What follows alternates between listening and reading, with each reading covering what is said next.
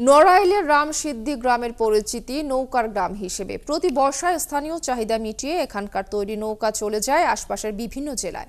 ৫ শতাধিক কারিগর জড়িত এই নৌকা তৈরির পেশায়। বিসিক বলছে এই পেশায় জড়িতদের সব ধরনের সহায়তা দিতে প্রস্তুত তারা। বিস্তারিত আজিজুল ইসলামের তথ্য ছবিতে। নড়াইল শহর থেকে ১২ কিলোমিটার দূরের গ্রাম রামসিদ্ধি। চারিদিকে বিল আর মাছের ঘেরের এই গ্রামে নৌকা তৈরির ইতিহাস শত বছরের। গ্রামের প্রতিটি মহল্লায় রয়েছে নৌকা তৈরির ছোট ছোট কারখানা। রাস্তার দুই পাশে সাজিয়ে রাখা হয় নৌকা। এই নৌকা তৈরিতে ব্যবহার করা হয় মেহগনি, পুয়ো আর উড়ি আম গাছের কাঠ।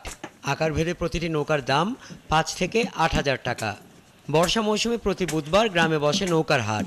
প্রতি সপ্তাহে বেচাকেনা হয় ১৫০ থেকে ২০০ নৌকা। আগে এখন এই কাজ সবগুলি করতো, আনে কাজ করবে না, এই কাজে খাটনি বেশি।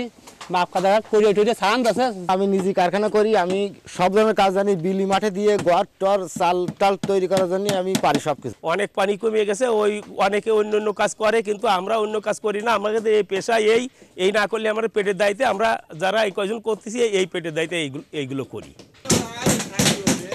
রামসিদ্ধি গ্রামের নৌকা নড়াইলের চাহিদা মিটিয়ে বিক্রি হয় আশেপাশের জেলায়। তাই স্থানীয় এই শিল্পকে টিকিয়ে রাখতে সহযোগিতা দেয় ক্ষুদ্র ও কুটির শিল্প সংস্থা।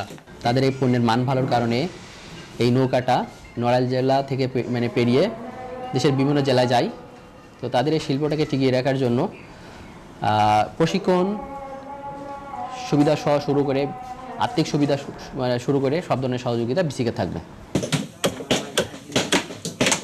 চলতি বর্ষা মৌসুমে রামসিদ্ধি গ্রামে তৈরি হয়েছে প্রায় ৬,০০০ নৌকা, যেগুলোর দাম প্রায় ২ কোটি টাকা। হাসান আহমেদ, ৭১।